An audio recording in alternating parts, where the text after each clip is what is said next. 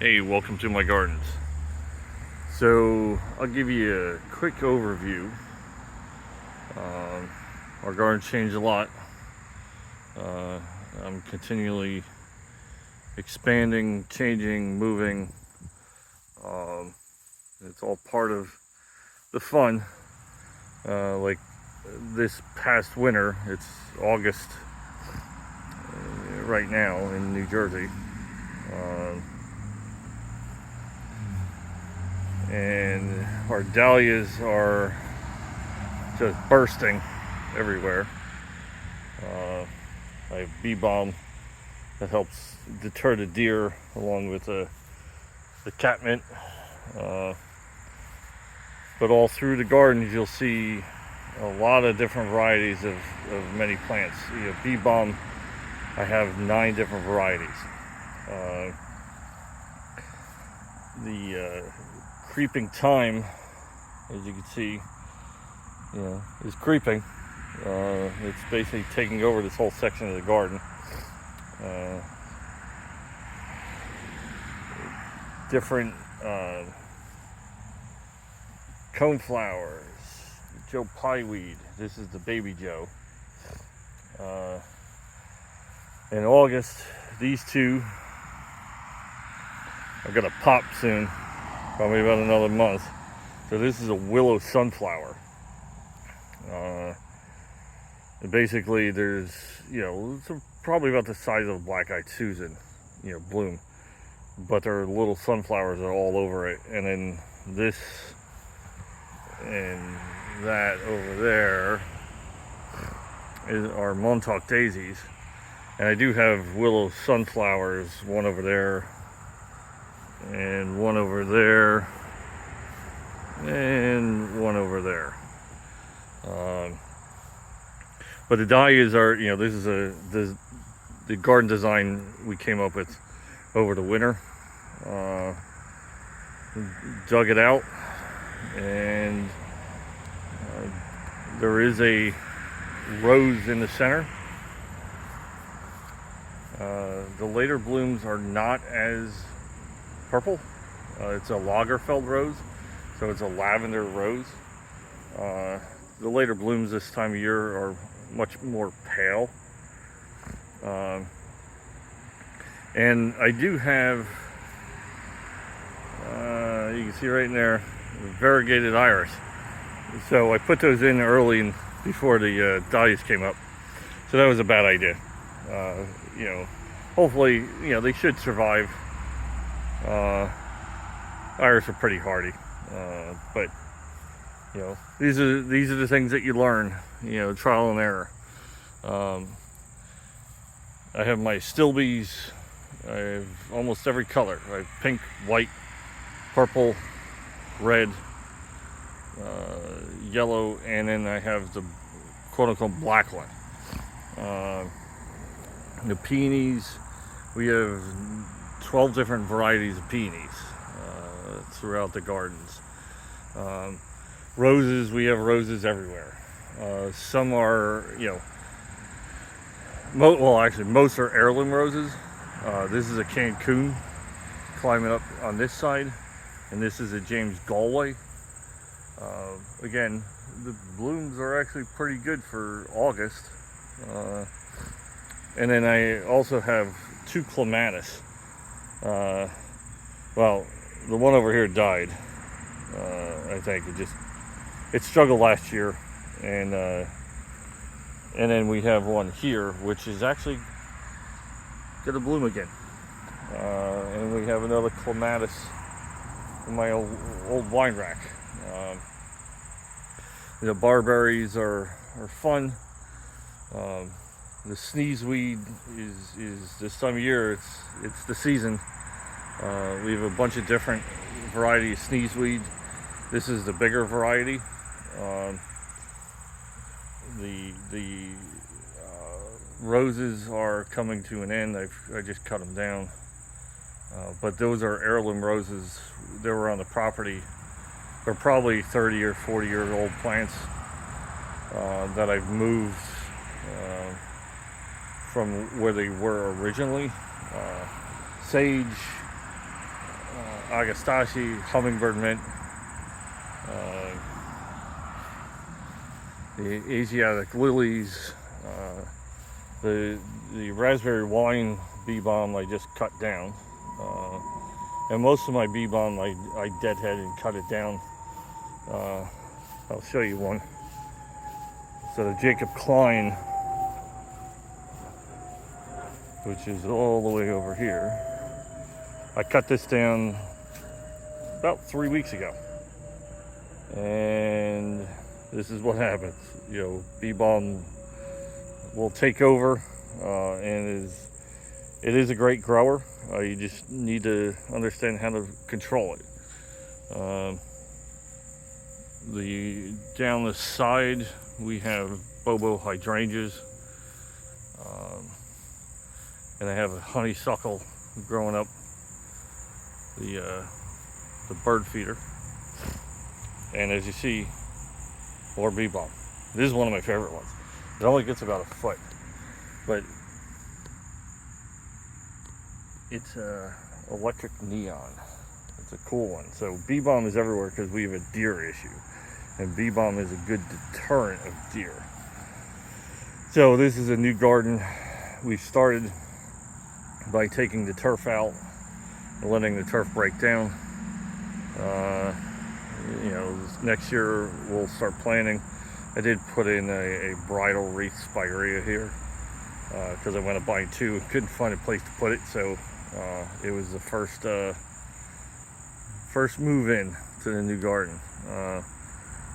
And then I have lilac, and then all the forsythia that I've been propagating to try to build more of a border. But you know, the butterfly bush is huge. Yes, I know. You know, I'll probably hear from people, you know, butterfly bushes are evil, because, you know, they provide little benefit, but they do. And especially when you have, you know, the pollinators that I have, you know, it just attracts them even more. So here's another one of the sneeze weeds. You know, here's my other bridal wreath spirea, and there's some of our peonies. One of my favorite, and yes, about 80% of the plants that we have in the gardens are native to North America. I do have some guilty pleasures. So that's a Japanese iris. I have 3 of them. One right over there, and I have one in that garden up by the garage. It's a tiramisu iris. Yeah, and here's some of the experiments that, you know. So this is a Martini sedum. Now, it's very cool, and I have one that the deer haven't eaten. This is not one of them. They've eaten most of my sedum. They love my phlox. They keep chewing off the tops of all my phlox. They've also eaten and probably killed most of my delphinia. But we'll have to see come spring, you know, but they continue to eat those. It is a great plant. I need to control it a little bit more. The drops of Jupiter oregano. So I'm probably going to put cages like I have for a lot of my plants around that, so it doesn't flop as much. But I love these. You know, it's such a great color.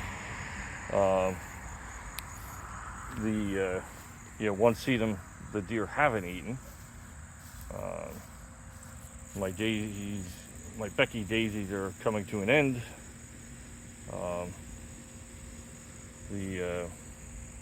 The other sedums, the lime twister sedum that the deer have not eaten yet. But one of my favorites in the gardens is the candy corn spirea. So these come out, you know, if you don't know anything about these come out in the early spring with bright red bright red leaves. Turn to orange, then turn to yellow, then all the green comes out, and then now the red starts popping out again. Most of mine are this big or larger. Never go by what the tag says, especially with the stuff that I do. Here's a blue sea holly, and yes, another sedum that the deer have not eaten. It's one of my sapphires. I have planted some anemone because this area, for whatever reason, I had a bunch of sedum here and they all died because of water. This has been a wet summer, unlike last year. These are the only two I have left here, and the only thing I can come up with is it gets a lot of sun, but not as much as the rest of the property does. And also the sidewalk may be holding back, the water. I don't know. Again, bee balm. This is a fireball. I cut this down a couple weeks ago, like when I cut down the other ones. And yes, the misconception. Well, bee balm will only bloom once. That is not true. If you deadhead bee balm and cut bee balm down, at a certain point, it will rebloom over and over and over again. Some of our garden phlox, some of our David Austin roses are coming to an end. This one actually has a couple buds on it. So it may look at there. Oh, I dropped it. So these are bad. These are the worms that eat all your roses. So basically, yes, I squish them.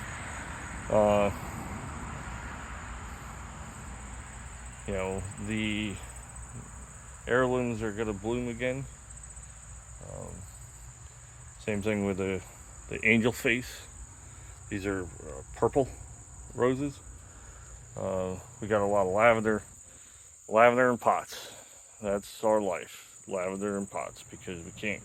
Lavender in the ground here in South New Jersey with clay soil does not mix well. So this is the view. Here's one of the cool dahlias I have. It's a chocolate dahlia. So I've told people all the time, get in there and get a good whiff. And it smells just like chocolate. I have a couple chlorebells I need to get in. They go in the back. You want to see, pollinators busy, throughout all of my plants, especially the agastache. Some of the gardens we expanded last year, over the winter. We expanded that garden in the front. We expanded that one. And we're going to continue to expand. We have ideas for the side of our property. I'll give you a quick, and yes, this is my plant truck.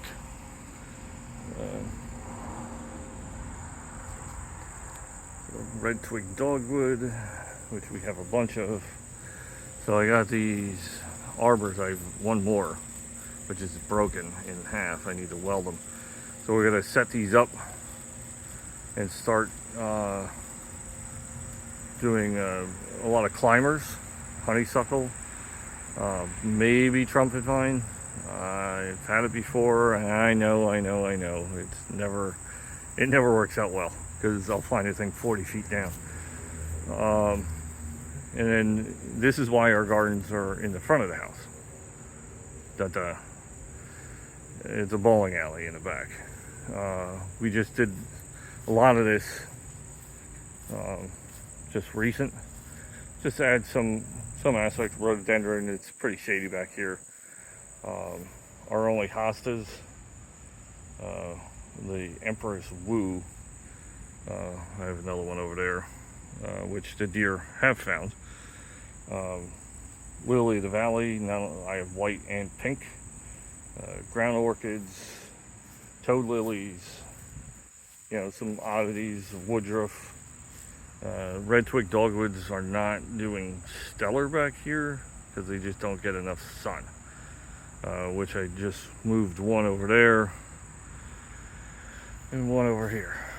And I put holly in. This is an Oregon grape holly. So it's good for the shade. Should fill it nice over time. And our potatoes. So I'm gonna put in new beds here to do other vegetables, but this was to clean up, add another compost containment, and all the russet potatoes. So we're gonna have a lot of potatoes. One of my few crocosemias that I still have left. I had one. I bought 6, had them growing in pots, making sure that, taking care of them, and they were all starting to pop up, and the squirrels stole them all. Literally stole them out of the pots. This is my other one, which someone chewed off one of the stalks. So I don't know if I'm ever going to have Crocosomia again, because it just, even though I am in suburbia, we do have deer, we do have fox, we do have squirrels, rabbits. So this is the gardens. Down here is a lot of iris, salvia, and Amethyst Falls wisteria, which is leaning again because the arbor I got is not great. So I'm gonna have to truss that up again. We're still trying to figure out what to do with the bricks. I want to take them out, but this is it. These are our gardens. I'll continue to do, spotlight on a certain type of plant. Give you an idea of the pros and cons that I found. Some planting tips. The ideas that I have is, as you see, there's no rhyme or reason, but there is complete rhyme and reason. There's always color, there's always an aspect of interest. No matter what time of season you come out here, there's always color somewhere. That is the challenge, to have something in bloom. This will be a fun one in the winter. It's a pink snowberry. I just added that one recently. But the things I want to change are, the perception of that is suburban landscaping. But it doesn't have to be. You can make it whatever you want. And the other important piece is, everything I use is organic. I use all the Espoma products, which are all organic, including their compost. The mulch I have is not a wood mulch, it's an organic compost. The lawn is all organic fertilizer. I don't use weed killers. I don't use pesticides. I actually, if you stop by, you'll see me, part of the season crawling on my hands and knees pulling out dandelions. And the lawn is lush. And the other big thing is, it surprises people, no, I don't have irrigation. There's my hose. I spot water, but I force my plants to find water. If you continually irrigate, the plant will never drive the roots down, and when you hit a drought, your plants will die and suffer because they're so used to getting water. So I basically let the plant tell me. I let the plant tell me when I need to deadhead it. I let the plant tell me when I need to cut it down. I let the plant tell me when I need to water it. And I let the plant know when I need to move it. This year has been, from what I've also seen online, a lot of people have had the same issues with coneflowers that we have had with aster yellows. So far, these are still doing okay, and we have a bunch down there too. But I think I've ripped out 5 mature coneflowers.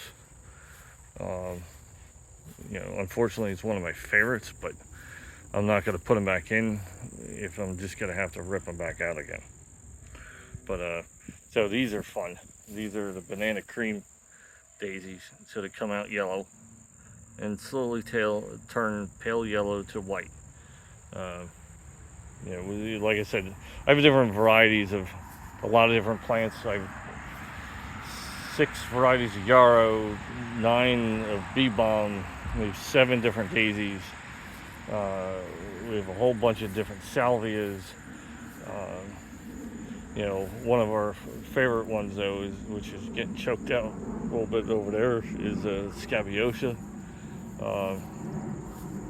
The black-eyed Susans are going crazy this year. We'll have to do something about that over the winter. But yeah, this is gardening in New Jersey. It doesn't have to be, you don't need a huge property like some, post videos about where there's acres and acres. This is a 1/4 acre lot, and there's still a lot of room, looking right there, to add new gardens. But yep, this is it. Thanks for watching.